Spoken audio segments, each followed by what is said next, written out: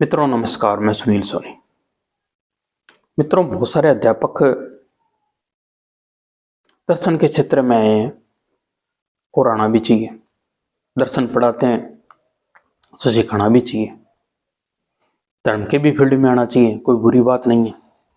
धर्मगुरु बनने पर कोई किस अध्यापकों पे बैन नहीं लगाया जा सकता, शिक्षकों पे बैन नहीं लगाया जा सकता। शिक्षकों का अधिकार है वो ज्ञान बच्चों को दे, चाहे बड़ों को दे, अच्छी बात है। यूरोप के अंदर बहुत सारे ऐसे शिक्षक थे जिन्होंने पूरे समाज को चेंज कर दिया, क्रांति ला दी। उसमें फ्रेडचे निश्चय कांट है। वो पहले यूनिवर्सिटी के अध्यापक होते थे, लेक्चरर होते थे, जो भी थे। उन्होंने समाज को बहुत कुछ दिया। ठीक इसी प्रकार भारत के अंदर भी हुआ। डॉक्टर राधाकृष्णन थे,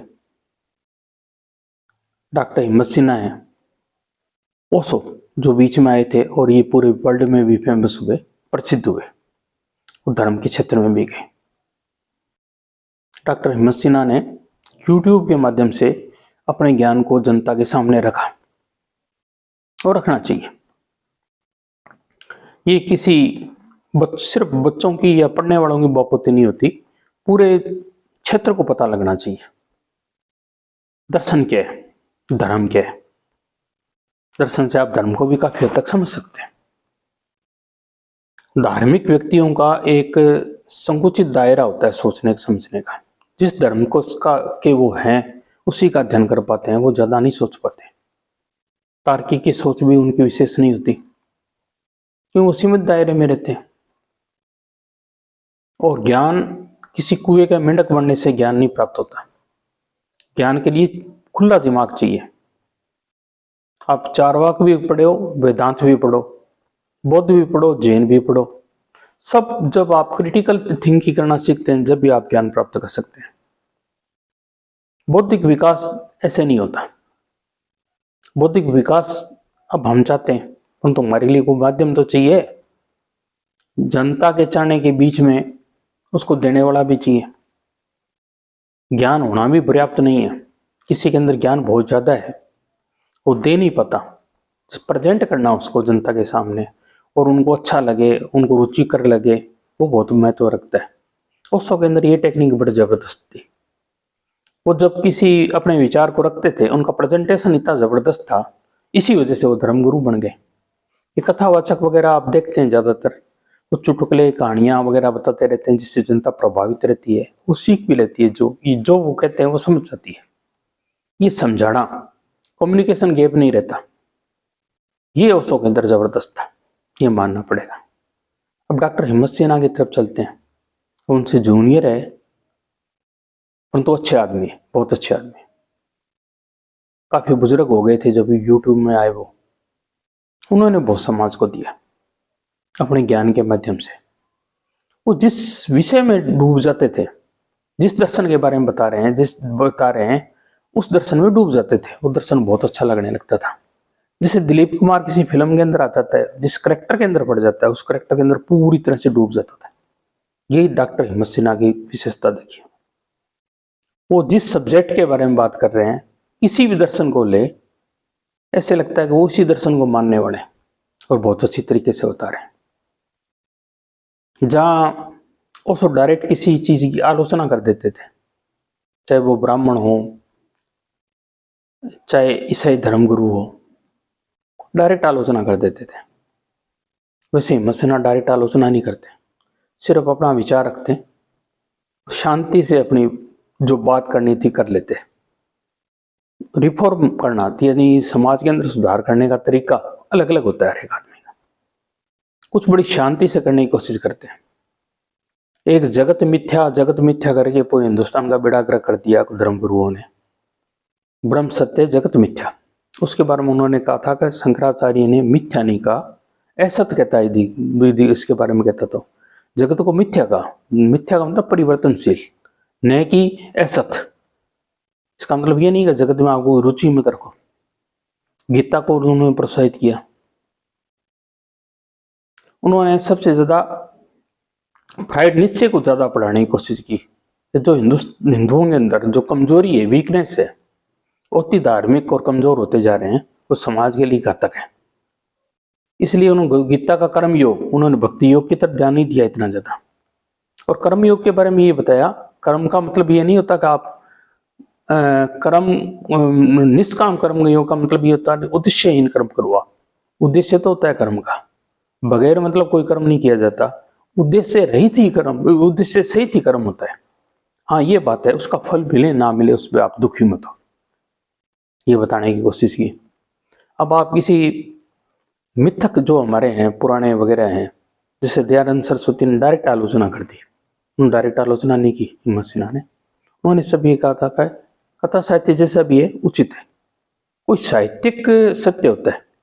आप जो किताब पढ़ रहे हैं या 3 घंटे की फिल्म देख रहे हैं या कोई साहित्य पढ़ रहे हैं, वो अपने आप में सत्य होता है। वो इतिहास तो नहीं होता, परंतु वो अपने आप के अंदर इतिहास सत्य होता है। किताब अपनी जगह, आप किसी फिल्म में अंदर चले जाते हैं देखने के लिए, उसमें रोते भी हंसते भी, उसके अंदर डूब जाते हैं ना। तो ये बताने की उन्होंने कोशिश की।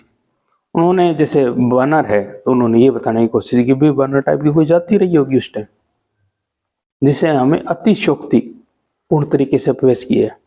अलंकार की भाषा दी, जैसे कालिदास ने काफी दे रखी थी। आलोचना न करके उसको तरीके से समझाने की कोशिश की, वो सीधा नहीं करते थे। वो अपने तरीके से धर्म को चलाने की कोशिश करते थे, क्योंकि वो धार्मिक धर्म उनका धर्म के फील्ड में आ चुके थे पूरी तरह से। आलोचना करना, क्योंकि जब आप किसी फील्ड में आ जाते हो तो अपने विचार को रखना होता है, तो दूसरे विचारों को क्रिटिसिज्म करना पड़ता है। जब आप अपने विचारों को आरोपित कर सकते हैं, प्रचारित कर सकते हैं, स्थापित कर सकते हैं, आपको स्थापित करने के लिए दूसरों को काटना पड़ेगा। जैसे शंकराचार्य ने बुद्धों को काटने की कोशिश की, बुद्धों ने ब्राह्मणों के जो तर्क होते थे उनको काटते थे, शास्त्रा चलता रहता था। ये शास्त्रार्थ नहीं हो, बौद्धिक विकास नहीं हो, तो हम इब्राहिमी धर्मों की तरह हो जाएंगे। यही तो भारत की सबसे बड़ी विशेषता है। इसमें चारवाक भी जिंदा है, सांख्यवाड़ी भी जिंदा है, तर्क बुद्धि विवेक की तरफ ही ध्यान देता है धर्म। हाँ, आपको मजा आता है किसी चीज में, मिथक में मजा आता है, कहानियों में मजा आता है, तो आप सुनो पढ़ो, क्या है, क्या फर्क पड़ता है। हम ह्यूमन की फिल्म देखते हैं ना, अमेरिकन वो जो भी है सुपर हाई मैन जितने भी हैं, हॉलीवुड की फिल्में बनती है, हम देखने जाते हैं, हमें पता है ये बिल्कुल फर्जी माड़ा है, परंतु मजा तो आता है ना, आनंद तो आता है ना। हम सुपरमैन नहीं बन सकते, परंतु हम सुपरमैन की फिल्म देख के ही खुश हो जाते हैं। ये अपने अपने विचार होते हैं आदमी के। जो योगदान ओशो का है वास्तव में प्रशंसनीय है। हाँ, उनके अंदर कमजोरियां थी, जैसे मानवीय में मानव के अंदर होती है। ये कुछ आप उस प्रचार तंत्र के बारे में मैं नहीं जानना चाहता कि उनके अंदर क्या कमियां थी। कमियां बताने वाले तो मीडिया वाले बहुत बैठे। हाँ, अब बात करें अपने हिम्मत सिन्हा की।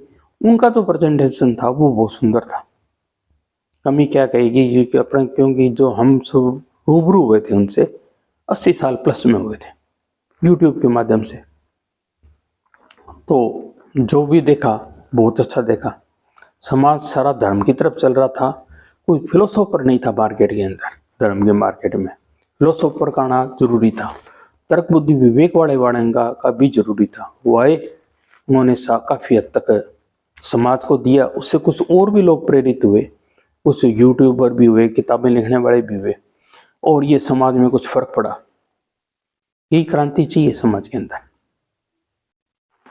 और अन्य अध्यापकों को देखें, अपने डॉक्टर राधाकृष्णन हैं, गांधी जी हैं, और रविंद्रनाथ टैगोर हैं। फिलोसोफर तो बहुत हुए भारत के अंदर, तो वो इस फील्ड में नहीं थे, उनसे उनके ज्ञान से हमें कोई फायदा नहीं मिला विशेष। हाँ, हमें 2-3 आदमियों से बहुत फायदा मिला। दयानंद सरस्वती से अच्छा मिला, उन्होंने काफी क्रांति करने की कोशिश की, और वेद के बाद का जो ढांचा था उसको रोकने की कोशिश की, और पहले वेद से पहले बढ़ाए को वेद और वेदों के बारे में जो था उनका, उसको आगे उन्होंने रखने की कोशिश की। बहुत सारी कुरीतियां दूर करने की कोशिश की। विवेकानंद ने अपनी अलग तरीके से कहा कि सबको साथ में लेके चलो, परंतु जो अच्छी बातें हैं नव वेदांत के बारे में उन्होंने अपने को बताया। वेदांत को ही और ज्यादा प्रसिद्ध कर आप रखो समाज सेवा के रूप में। जब आत्मा और परमात्मा एक ही है, उसमें कोई फर्क नहीं है, तो हम समाज की सेवा करें ना। जब विश्व के अंदर दो ही तत्व है, जड़ और चेतन, उनके बारे में बात करें ना। उसके बारे में, विवेकानंद के बारे में, दयानंद के बारे में भी डॉक्टर हिम्मत सिन्हा ने अच्छे तरीके से बताया। ओशो ने अपने तरीके से बहुत सारी बातें तो रखी, सब्जेक्ट तो सारे रखे, उस जिसके बारे में उन्होंने फिलोसफी दे रहे हैं या जिसका विचार रख रहे हैं, वो उसके अंदर इतना लाइट में नहीं था, वो खुद लाइट में थे। इसकी जगह हिम्मत सिन्हा ने उस आदमी को लाइट में किया जिसका ज्ञान वो बता रहे हैं, तो वो भी अच्छी बात है। अपना अपना प्रेजेंटेशन होता है, बहुत बढ़िया होता है। एक डॉक्टर हिम्मत सिन्हा का बहुत सीमित दायरा है, वो ओशो का बहुत विस्तृत दायरा है, इंटरनेशनल लेवल पे फेमस हुए थे, बहुत जगह है वो कुख्यात भी हुए और कोई कई जगह विख्यात भी हुए। तो ऐसे आदमी चाहिए समाज को। सभी एक तरह के आदमी होंगे तो कैसे समाज चलेगा। समाज को वैरायटी चाहिए, अलग अलग।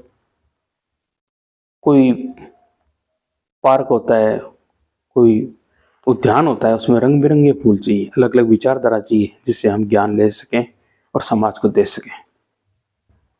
ज़्यादा लंबा हो जाएगा दोस्तों, यदि ज़्यादा लंबा खींचूंगा।